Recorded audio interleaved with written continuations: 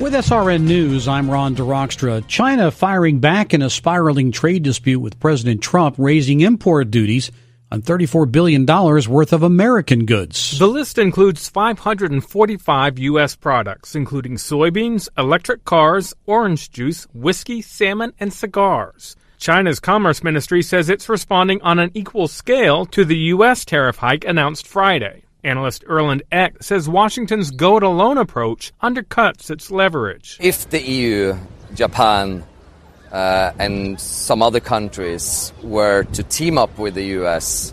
In a more sophisticated strategy, then I think they will be more alarmed. And Eck says Beijing was prepared. They have done their calculations, have been preparing for years. China says it's also scrapping agreements to narrow Beijing's multi-billion-dollar trade surplus with the U.S. Ben Thomas, Washington. Also at srnnews.com, Defense Secretary Jim Mattis urging U.S. Merchant Marine Academy graduates to always maintain integrity and run the ethical midfield. Mattis also stressed preparedness and taking responsibility in Saturday's commencement address.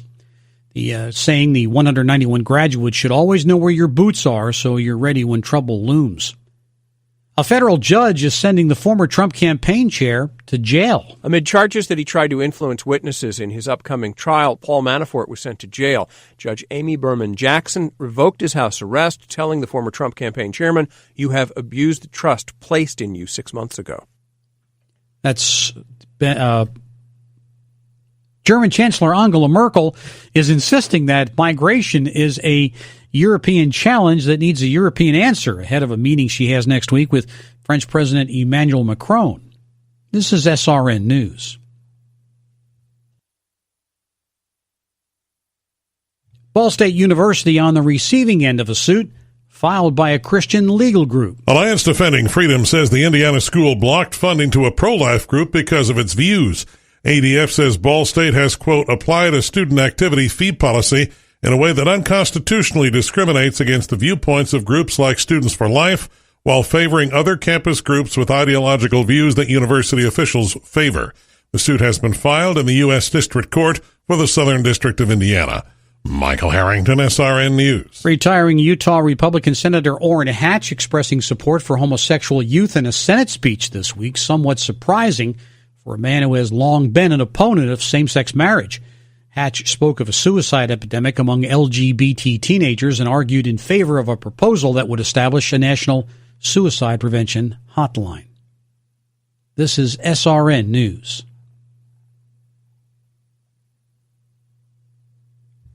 A businessman who ran a $220 million predatory payday lending operation that cheated more than 500,000 people nationwide was sentenced to 10 years in prison by a judge who said he couldn't understand how a once honorable man could go so crooked. Federal Judge Edgardo Ramos told Richard Mosley that he also must forfeit $49 million to make amends for running loan companies that exploited 620,000 of the most financially vulnerable people in the country. Mosley's companies had been charging interest rates as high as 700% or more, using deceptive practices, including charging some people for loans they never requested while he lived the high life. That included a vacation home in Mexico, luxury cars, and country club memberships. Jeremy House reporting. Mosley, who is 73, was convicted last November of racketeering, fraud, and identity theft. More details at srnnews.com. I'm Ron DeRockstra. Today we decided to walk to school. The light counted. 15, 14, 41, 31, 13. We took a left on Carroll Street. Danny's smart, but he gets distracted. I realized he forgot his homework. I hope he doesn't have another bad day at school. When you can see learning and attention issues from their side, you can be on their side. That's why there's Understood.org, a free resource for the parents of the 1 in 5 kids with learning and attention issues. Go from misunderstanding to Understood.org. Brought to you by Understood and the Ad Council. From Washington, this is VOA News.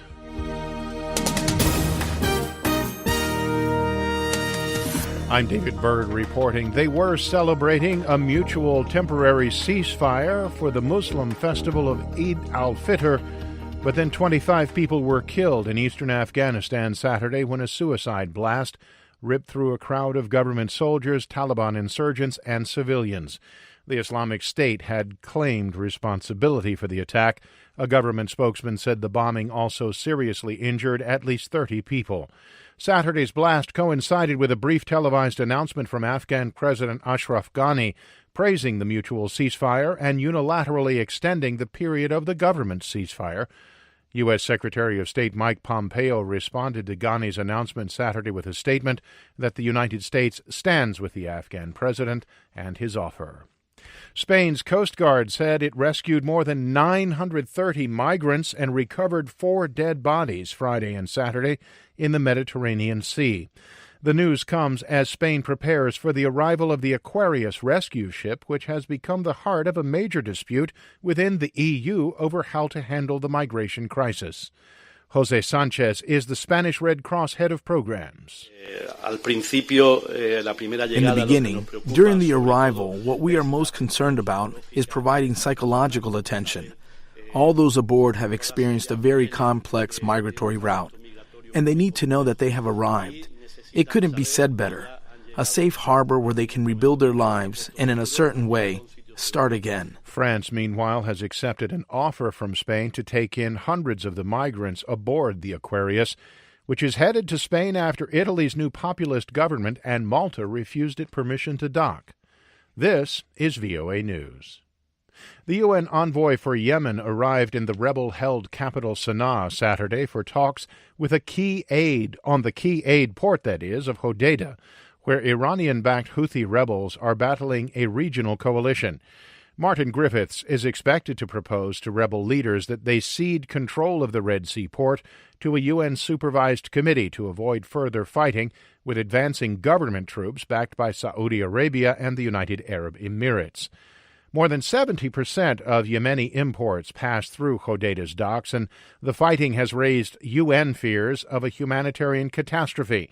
Stephen Anderson is with the World Food Program. Many of these people have had their livelihoods damaged or undermined by the conflict, and if indeed conflict reaches their area, it can cut them off. The Saudi-backed coalition troops took control of Hodeidah's airport on Saturday.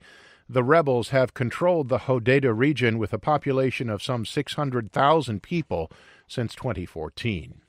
A huge fire gutted one of Scotland's architectural gems, the Mackintosh Building at the Glasgow Art School, even as it was still being restored after a major blaze in 2014. Peter Heath is the Scottish Fire and Rescue Services Deputy Assistant Chief Officer for the west of Scotland. Don't have any casualties. I hope that continues to be the situation.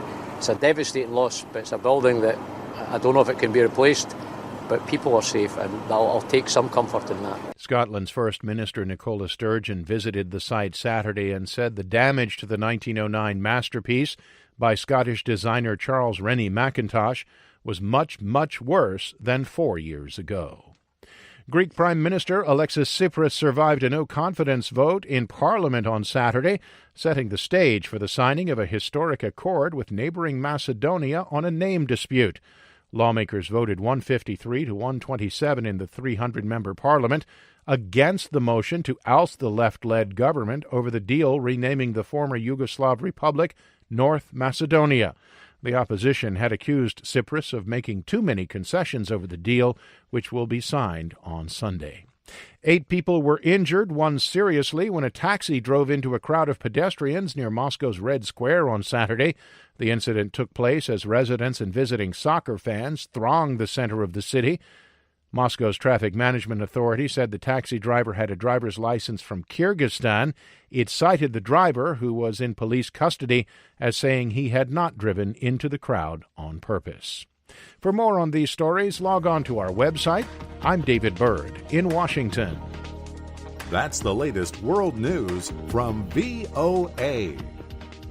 There are a ton of social networking websites, but one stands apart for a very special reason. This one saves lives. It's MatchingDonors.com. MatchingDonors.com links organ donors with people in need of kidney and other transplants. In the U.S., 22 people die each day waiting for an organ transplant. most of them for kidneys. If you've ever considered becoming a living organ donor, or if you're someone in need of an organ transplant, visit MatchingDonors.com, home of the greatest gift of all, the gift of life. MatchingDonors.com. Immigration on the front burner next week. I'm Joe Chiro, Fox News. The White House says President Trump will meet with House Republicans Tuesday afternoon to discuss immigration. The House is expected to vote on 2 immigration bills next week. The president's support is vital to any bill making its way through Congress and becoming law, and that's because all along, House Republican leaders have said they will only support a bill if it's going to become law. And Senate Majority Leader Mitch McConnell said that he will only consider bringing a bill to the floor if there is a chance at it passing and that it will clearly be signed by the president. Now, this effort is important because immigration is also turning up to be an issue in the midterm elections, and that is something President Trump is very much pushing forward as well. Fox's Garrett Tenney. President Trump says he'll continue to support the policy that separates immigrant parents from their children after being caught crossing the Mexico border. The Department of Homeland Security releasing figures that reveal almost 2,000 children were forced into separation from their parents during a period of only 6 weeks between April and May of this year. Fox's Julian Turner. President Trump on Twitter earlier today saying Democrats can fix the forced family breakup by working with Republicans. Next week, members of Congress will question Justice Department officials on the Inspector General's report of the handling of the investigation into Hillary Clinton's private email server. Of particular interest to Republicans, newly released texts between FBI agent Peter Strzok and former FBI lawyer Lisa Page. There's this text from August 2016. Page says, "Trump's never going to become president, right? Right?" And Strzok says, no, he's not. We'll stop it. That's raising some questions among lawmakers. That's Fox's Molly Hanneberg reporting. Fox News, fair and balanced. Authorities in Kansas City, Kansas are trying to determine how an inmate being transported managed to get free and shoot 2 deputies. One died yesterday, the other early today. Wyandotte County Sheriff's Major Kelly Bailiff. From what I observed and what I believe the investigation will show is they followed proper procedure. So we always evaluate procedures, but we did confirm that they did follow proper procedure. The inmate was also shot and was taken to a hospital where he's in stable condition. Glasgow's world-renowned School of Art is gutted by fire, the second time in 4 years. The huge fire broke out last night, and people gathered at the scene watching in disbelief. My bedroom window looks directly opposite the building, so we just noticed it was on fire, and then it got worse, very quickly. Yeah, maybe 10 minutes. The whole thing was up in flame. Designed by the Scottish architect Charles Rennie Mackintosh over 100 years ago, the building had been undergoing restoration at a cost of millions after being damaged by a fire in May 2014. Sky News reporter Phil Edwards. Could North Korea become a surfer's paradise? As he met with North Korean leader Kim Jong-un this week, President Trump talked up what he called North Korea's great beaches. He's right. There's a lot of potential. Italian surfer Nick Zanella has led 3 surfing tours to North Korea. It looks something in between East Coast Italy in wintertime and Northern California. He describes clear blue skies, mountains, pine trees and crystal clear blue water. And he says he doesn't feel guilty handing cash to the regime. I'm convinced that surfing is something that makes people feel free. Simon Owen, Fox News. I'm Joe Chiro, Fox News Radio. They were outnumbered, out-equipped. They had no chance of winning, but they had one huge advantage: General George Washington. The fate of unborn millions will now depend, under God, on the courage and conduct of this army. We have to resolve to conquer or die. Just as the leadership of one man helped form a nation, today leadership can transform the world. Leadership is in you. Now pass it on from passiton.com. Hey, Steve Harvey here for the Illinois Broadcasters Association, and in a recent survey, the Illinois Emergency Management Agency was asked to name the top 5 items that every Illinois family needs to have in their home's emergency disaster kit. Check out these answers. Water, can't live without it. Number 2, non-perishable food. Well, after all, a man gotta eat, right? Number 3, weather radio, and make sure you got fresh batteries too. Number 4, flashlight, even more reason to have fresh batteries on hand. Number 5, first aid kit. Look, there's no reason to feud over what items to put in your family's emergency disaster kit. Get the answers and more at ready.illinois.gov. That's ready.illinois.gov. Sponsored by the Illinois Emergency Management Agency, aired in cooperation with the Illinois Broadcasters Association and this station. From CBC News, The World This Hour, I'm Zintar Sirs. U.S. President Donald Trump is responding again as protesters have been gathering in some places to fight an immigration policy that separates migrant parents from their children. At a rally in Los Angeles, people gathered to voice their opposition to the Trump administration's renewed crackdown on illegal border crossings from Mexico. A growing number of migrant children are being separated from their families at the U.S. border and put in detention centers. Their parents, meanwhile, are being detained and are facing criminal charges. The CBC's Stephen D'Souza is following the story from Washington. The president is saying that he's upset by what's taking place, but that he can't do anything about it, that it's a Democrat law, that the Democrats need to change things, and that they need to come to the table to work with Republicans to reverse this situation from happening. The problem is that while there was a 2008 law that he's probably referring to, it was signed by Republican President George W. Bush, and it doesn't actually say that families need to be separated. What happened here is a policy was brought in by Attorney General Jeff Sessions at the beginning of April, which said that families that show up at the border seeking asylum or illegally will be treated as criminals and put through a criminal process, which means that adults have to be separated from the children. What was happening in the past was that the policy was to treat it as a civil matter, which meant that children wouldn't necessarily be separated from their parents and from their families. And so Democrats are crying foul at this. The CBC's Stephen D'Souza in Washington. The Spanish government, meantime, says it has accepted an offer from France to take in some of the 600 migrants who were rescued by the ship the Aquarius in the Mediterranean and turned away by Italy. The Spanish Deputy Prime Minister, Carmen Calvo, said that the French government would work with Spain to handle the arrival of the migrants. The Aquarius is due to dock in Valencia on Sunday. Arturo Valoro de Arona from the Spanish Red Cross believes that many of those on board will be in a poor state after their journey. We expect people extremely tired, maybe with some burns on their skins, with a lot of problems to walk after so many days in the sea. Migration reform is likely to be a key topic at a meeting of EU leaders later this month as many countries continue to grapple with the political fallout caused by an influx of migrants in recent years.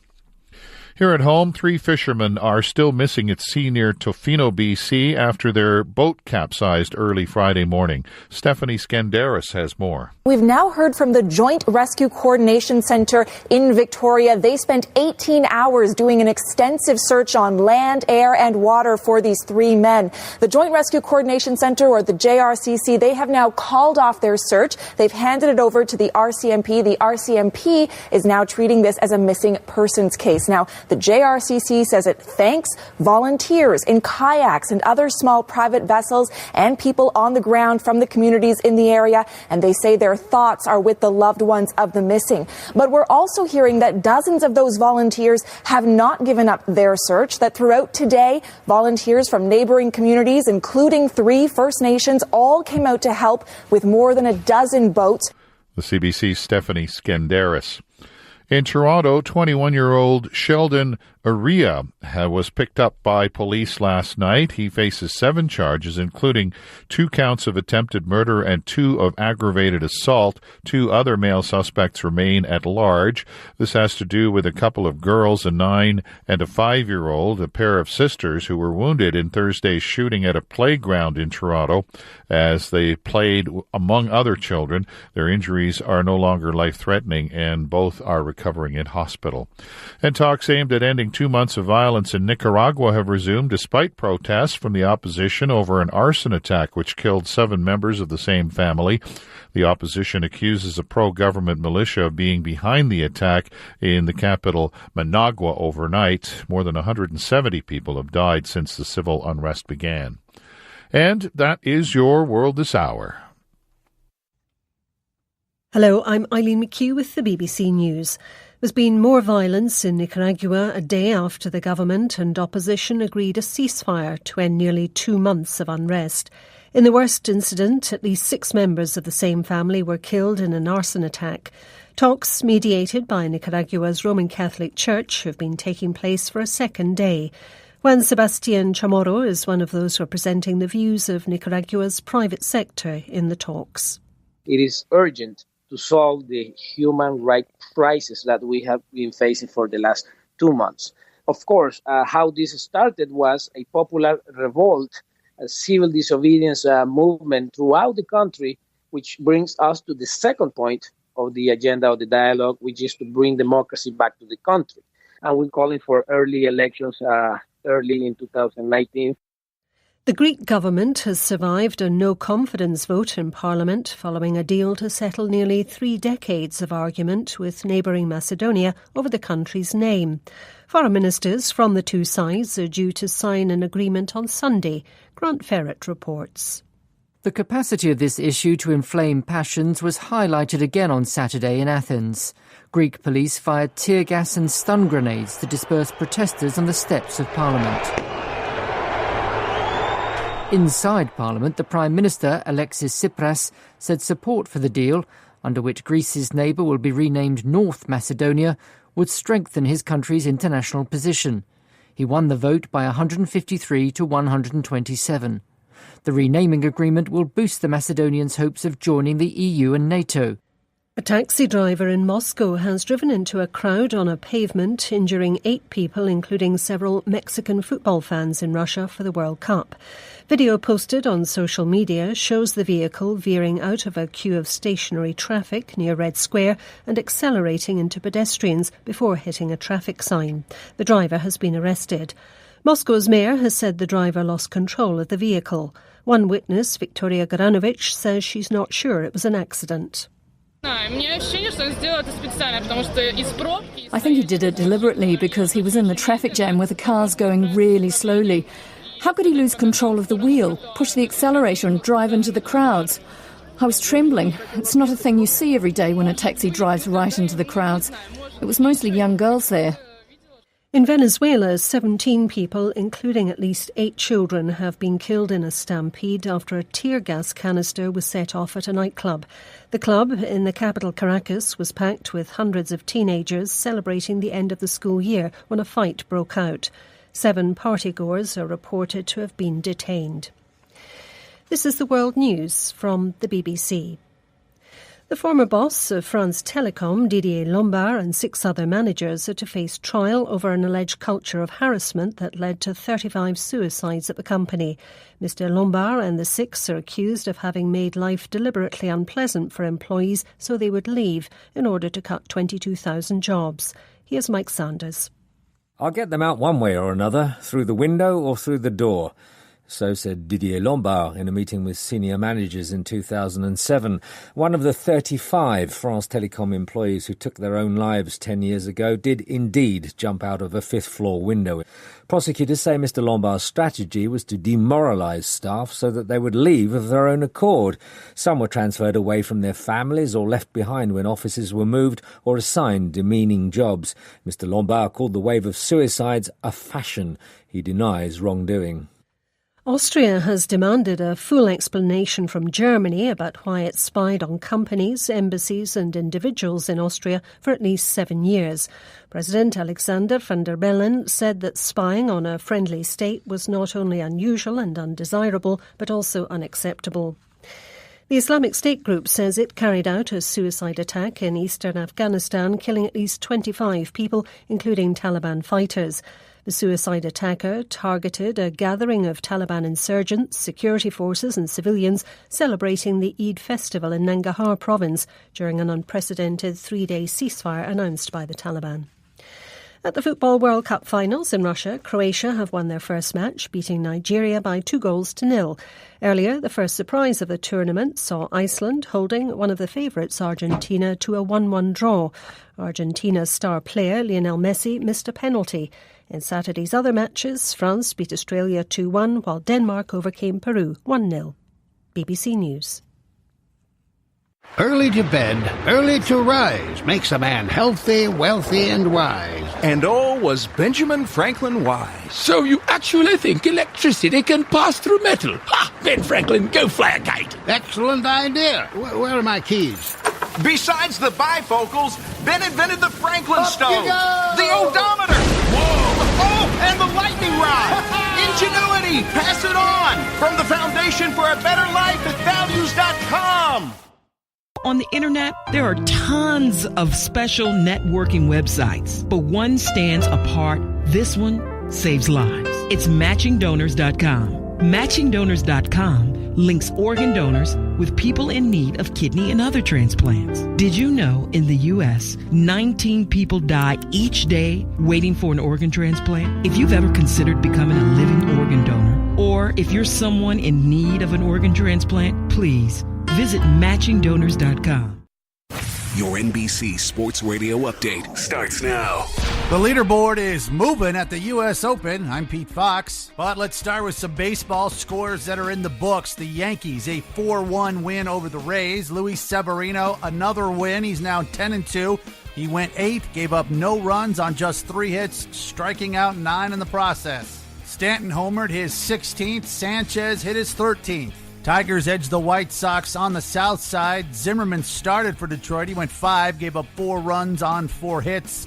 Came away with no decision. And in Kansas City, big win for the Astros, downing the Royals 10-2. Dallas Keuchel, the winning pitcher, trying to get back towards 500. He's now 4-8. He went 6 innings, gave up no runs on 2 hits, striking out 5. Home runs for Stassi and Bregman, his 10th. From the pitch, World Cup action, Argentina and Iceland finish in a 1-1 draw after Messi misses a penalty kick. France, a 2-1 win over Australia. Denmark blanks Peru 1-0. And Croatia, a 2-0 victory over Nigeria. At the U.S. Open, Dustin Johnson has blown his 4-stroke lead. He's trying to get back into it. Currently still tied for the lead, though. He's 5 over on the day. Henrik Stenson also atop the leaderboard with last year's champion Brooks Koepka. They are all 1 over par. Koepka and Stenson are even on the day. Daniel Berger +3, Tony Finau +3. They went out early and both shot 4 under rounds of 66. The course has changed dramatically since those rounds. Justin Rose +3, Ian Poulter +4. I'm Pete Fox. This is NBC Sports Radio and the NBC Sports Radio app.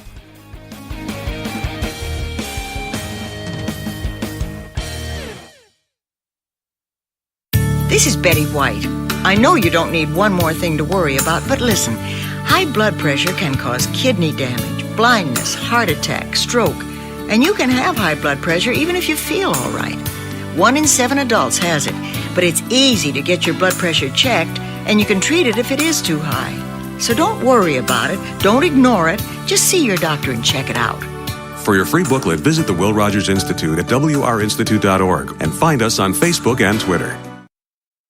There are a ton of social networking websites, but one stands apart for a very special reason. This one saves lives. It's matchingdonors.com. Matchingdonors.com links organ donors with people in need of kidney and other transplants. In the U.S., 19 people die each day waiting for an organ transplant, most of them for kidneys. If you've ever considered becoming a living organ donor, or if you have someone in need of an organ transplant, visit matchingdonors.com. Home of the greatest gift of all, the gift of life. Matchingdonors.com. You mentioned I was in Springfield and Galena. It's a drive for sure. And we've talked about Illinois being basically almost 2 states. Oh, yeah. With this, coming down to the haves and have-nots of rain, our dear friend Tim Myers over in the Quincy area has missed all of it. And that's except, I think I texted him this yesterday, and he had gotten 2/10 the day before. Wow. That's 2/10. Just a reminder that it can, in fact, still rain. Wow. Yeah. What was it like in Galena? Galena was it was very green. It was very green. I think that they haven't been quite as lucky with the rainfall. If you call it lucky, I don't know. Yeah. But, it was pretty lush. I call it lush. Lush. Mm-hmm. That is a jewel up there. Oh, is it beautiful? I told Dan Grant, because Dan was up with the Beef Association too, and I said, this county and this area, it's a perfect mix between production agriculture and agritourism. Oh, yeah, yeah. And they live in harmony, it seems. That's nice. And that's summertime Galena. Yeah. There's Christmas Galena. Uh-huh. And, fall. I bet fall is gorgeous up there. Yeah. Stay with us. We have plenty to come on RFD, Illinois. Does the warmer weather have you itching for a weekend getaway? Take your Illinois Farm Bureau membership savings with you. Farm Bureau members can save up to 20% at choice hotels, including favorites like Comfort Suites, Sleep Inn, Quality Inn and Suites, with even more to choose from. Call 800-258-2847 or visit the Choice Hotels website to search all the hotels at once and to make advance reservations. Contact your local County Farm Bureau for your discount code number. Farm Week and FarmWeekNow.com journalist Dina Stroish connects rural routes for you. From the Farm Bill to crop insurance to GMO labeling, her expertise is apparent in the stories she reports. Here's a bit about her rural roots. I get to meet interesting people and share their stories, and I get paid to do it. I cover ag policy and really enjoy keeping the farming community updated on these important issues. Be it routes or roots, RFD Radio, FarmWeekNow.com, and Farm Week keep you connected. Welcome back to RFD Illinois on a Saturday. I'm DeLoss Yonke with our Washington correspondent Matt Kay. Too much to talk about in just 5 minutes, starting with trade and the hammers that are being brought down. We learned on Friday that President Trump has decided to go forward with a 25% tariff on $50 billion in Chinese goods that have significant technology. This, of course, is in response to China's theft of intellectual property and technology, goods related to China's Made in China 2025 strategic plan, where it intends to dominate the world in emerging high-tech industries. But, of course, the problem for agriculture is there will be certain and almost immediate retaliation. One of the groups that is following this is Farmers for Trade. Their executive director Friday, Brian Kuehl, released a statement. This decision will now result within days of increased tariffs of up to 25% on exports of U.S. soybeans, corn, wheat, and other American farm goods. Obviously, this will be the counter retaliation to the president's retaliation for China's alleged theft of intellectual property. Yeah. So we have a back and forth here, and you can see where this is leading to higher costs on both sides of the Pacific. Not good for trade, certainly not good for agriculture. No, not good at all. We have just watched red letters all over the screen, or red numbers all over the screen in the last week, and trade nervousness has certainly had plenty to do with that. Maybe not all, but plenty to do with that. It also makes you wonder, as we're drafting the Farm Bill here, if there's any connection between these two, especially if there's going to be relief from farmers based on loss in prices. Well, absolutely. In fact, DeLoss, Pat Roberts, the Senate Ag chairman, and Debbie Stabenow, the ranking Democrat on the committee, made exactly that point at the opening of the Senate Ag Farm Bill markup this week. Pat Roberts saying certainty and predictability, especially during these difficult times, absolutely paramount to any other concern. Debbie Stabenow making a similar point that farmers and rural leaders, conservationists, food advocates have said loud and clear what they want is certainty in a 5-year farm bill. Adding to that, the GOP leader in the Senate, Mitch McConnell of Kentucky, who's also on the Ag Committee and successfully pushed language in the marked up Senate Ag Farm Bill to legalize industrial hemp, not the drug kind, but industrial hemp in his home state, said that he is going to have the Senate turn to the Farm Bill before the 4th of July He expressed hope that the House will quickly revote their defeated farm bill. That remains to be seen. There's a kind of deal between the conservatives and moderates in the Republican Party to bring up immigration reform this coming week. That was obviously what helped defeat the farm bill in the House, because though the conservatives in the House wanted a vote first on immigration, so we'll see how quickly they turn their attention back to the farm bill. But all of this is going to the point that farmers need some kind of economic certainty in these very difficult times on trade and other issues like renewable fuels. So hopefully they'll get some action before the 4th of July. Do you know, do they have votes to pass any kind of immigration bill? Because if that fails, would they have sour grapes on the farm bill a second time?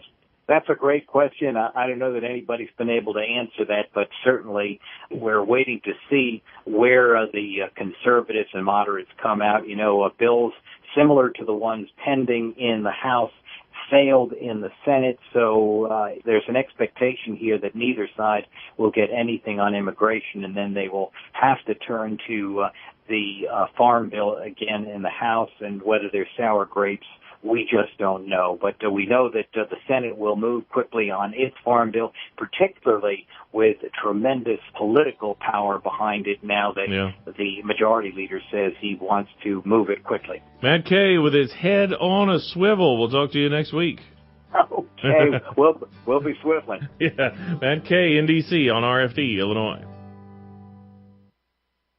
Crop protection stewardship, it's in your hands. Illinois farmers have new crop protection tools to fight weeds in soybeans. The products contain dicamba and require careful stewardship. Brian Duncan farms in northern Illinois and was among the 11,000 farmers and others who went through training to use the new technology. Be smart, be wise, be a good steward. Know your label, know your environmental conditions. It's an important technology that we want to maintain access to. If you plan to use crop protection products that contain dicamba on resistant soybeans, the University of Illinois recommends you scout treated fields 7 days after application. If control is not complete or another flush of weeds has emerged, consider using other options for weed control. And we are good stewards of these technologies, and so that message needs to go out as well, not only in word but in action. Crop protection stewardship, it's in your hands. For more information, visit ilfb.org/steward.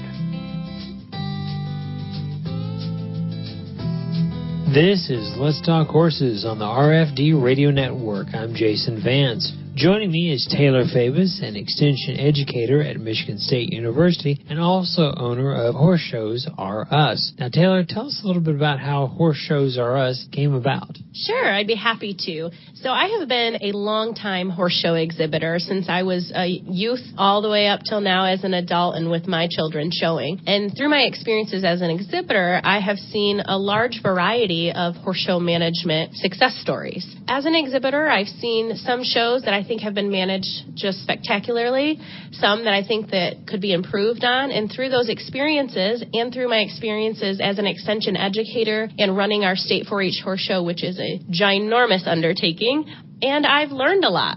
A friend who has followed a similar path in life, we both thought, let's get together, let's put on a horse show of our own, and let's do all the things that we wish other horse shows were doing and have fun while we were doing it. So that's how Horse Shows Are Us came about. Now, what are some of the duties of a horse show manager? Well, the duties of a horse show manager really vary based on the level of the horse show, the size of the horse show, certainly the location, things like that. But generally, a horse show manager is in charge of staffing the horse show and running the horse show office. So those can be two very difficult tasks to take on. There are a lot of positions that people don't necessarily consider important and vital to a horse show. They kind of overlook the duties such as the person running the in-gate and the out-gate, the ring steward. Those sorts of positions are extremely important, and it's a horse show manager's job to make sure those are filled by skilled people. And then the horse show manager also has to run the horse show office, take entries, certainly the billing and accounting. Now, if you're thinking of being a horse show manager for a breed organization, there are even more responsibilities for that individual is for Horse Shows R Us. At this point, we just do open shows that we own ourselves. So that gives us a bit more flexibility on what we have to do. So what would you say is the most important aspect of managing a horse show? The entire reason that my friend and I decided to create our own horse show was we wanted to create and foster an atmosphere of fun and inclusion. So I think that creating that atmosphere is the most important part of running a horse show. When someone walks up to the show manager's office, they should be greeted with a smile, not as a nuisance that's creating a headache for whoever's in the office. And that may sound like a no-brainer, but you'd be really surprised how often you walk up to the show office and you're not greeted with a pleasantry. So that was definitely one of our biggest goals, was just to help everybody have a great time at the horse show so that they'd want to come back in the future. So I think that's the most important part. What would you say is the most challenging part of managing a horse show? There are a lot of moving parts to a horse show. I'm very fortunate that my background has allowed me to see all sides of the horse show, from an exhibitor to a judge to the show manager, from working on breed associations and being on their board. I've seen a lot of different sides of the horse show. So just managing all those moving parts, keeping really good lists on what needs to be done. So I would say that the most difficult part is just understanding how a horse show works. And that only comes with time and experience. So surrounding yourself with knowledgeable people, spending time at horse shows, that's the best way to prepare yourself for taking on a task like this. I'm sure that managing a horse show can be a very rewarding experience, though. It sure can. I wouldn't be spending my free time managing a horse show if it wasn't. We've developed a culture through Horse Shows R Us that not only can financially benefit the company, but what we've done at the horse show that we own and run is we've used that as an opportunity to fundraise for local student groups and organizations. If someone is interested in being a show manager, what advice do you have for them? My best advice, if you think you want to manage a horse show, is to volunteer at horse shows. As many different types of horse shows that you can, different sizes, different locations. Learn a lot about what are the responsibilities, and those responsibilities vary depending on the type of horse show. Some show managers come in and they solely run the office and entry taking.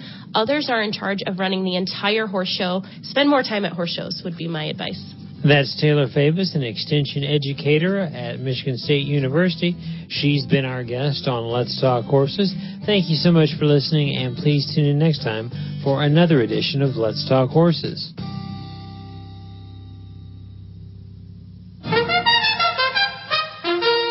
Hello, America, and welcome to the AgResource Livestock Market Watch. I'm Nathan Losey with AgResource Company in Chicago. AgResource offers daily market updates via email, which feature all the latest news along with short and long-term price forecasts. Our reports feature in-depth coverage of livestock, grain, and oilseed markets, and also comprehensive farm marketing advice, so you can spend less time worrying about the markets and more time focused on your farm or ranch. Go to agresource.com to sign up for a free one-week trial, or use promo code LIVESTOCK at checkout to get 50% off your first month's subscription. After closing a chart gap on the longer-term monthly charts, the cattle market retreated through last week's trade on technical selling. International trade concerns weighed heavily on grain futures, and that fund selling also bled over into the livestock markets. However, August cattle found support just above $100 late in the week and then rallied to strong gains through Friday's trading on ideas that the early week break was overdone. Early business in the cash market was light and ranged from $3 to $5 for the week at $110 to $112. The beef market continued to slide on slowing summer beef demand, though packer margins remain near record levels, and a bounce in beef prices is expected ahead of the July 4th holiday. Our near-term view for the cattle market is neutral, with broad-ranging trade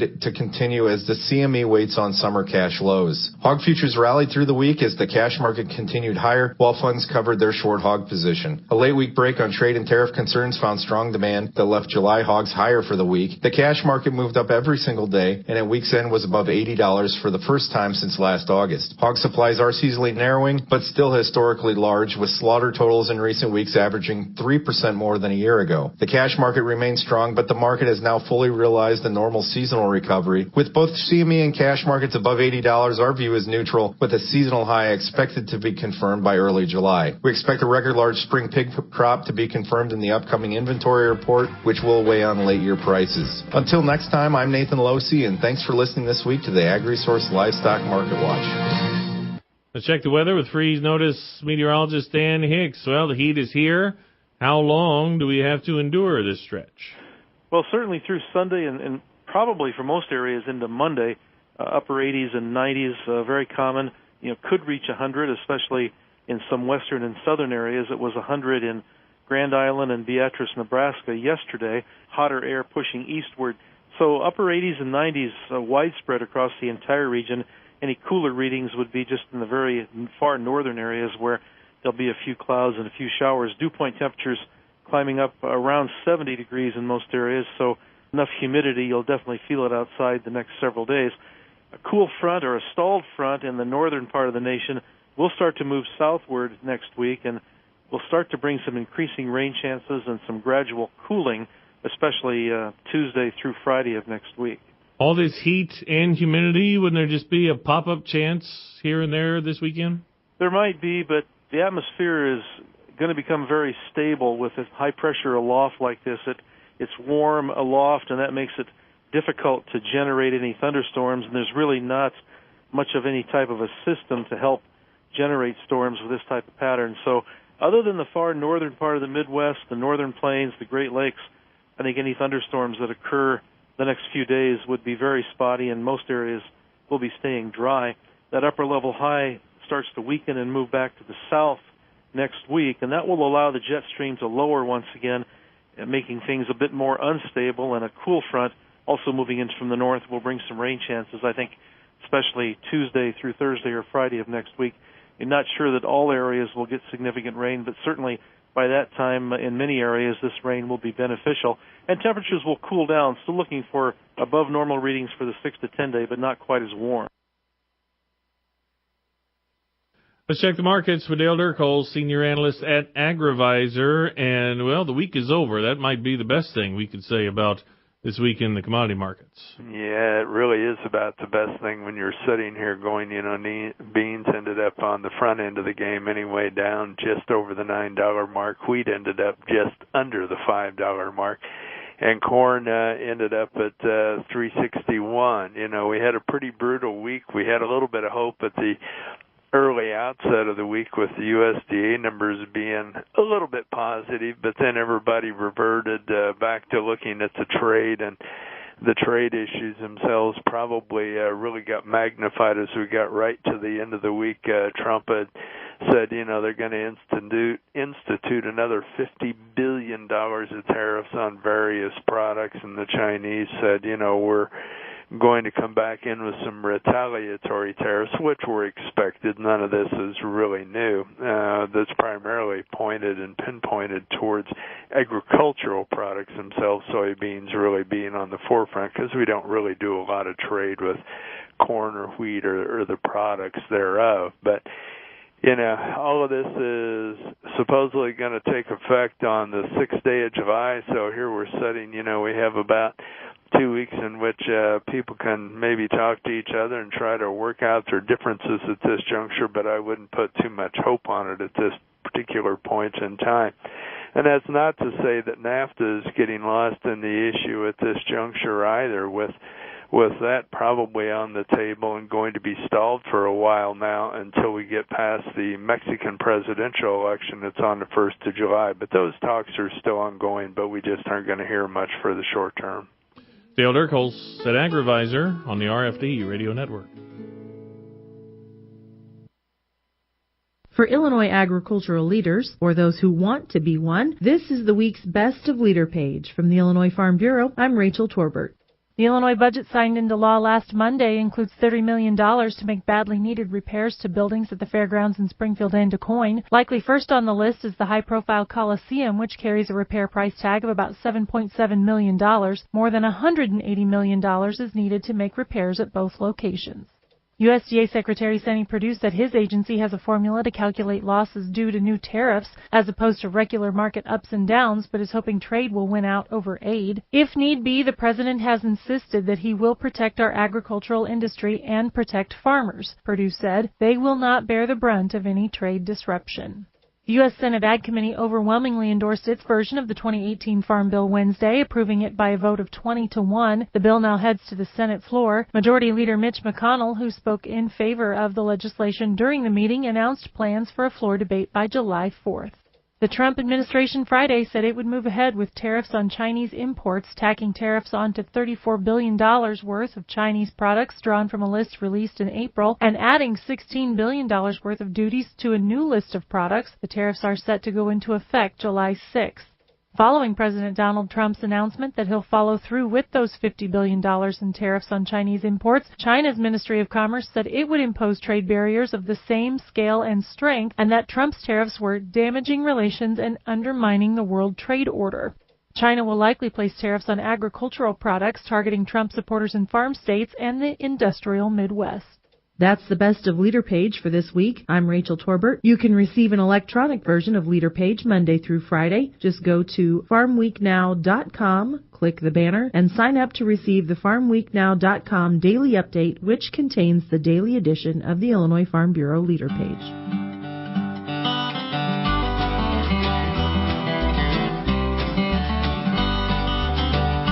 That'll do it for RFD Illinois. Thanks for being with us. Indeed. We always salute an Illinois community. Do you have something in mind? Well, we were raving about Galena. We were raving about it. Mm-hmm. Joe Davies County, population 3,400, and elevation 633. How about that? Hello. There are some spots in there you go a little bit south and you can just see. You have Forever. You have the river there, and then you dip down to Savannah, and it's gorgeous. Just flat gorgeous up there. That's right. We say hello. For the whole gang, I'm DeLoss Yankee. I'm Rita Frazier. Have a good weekend.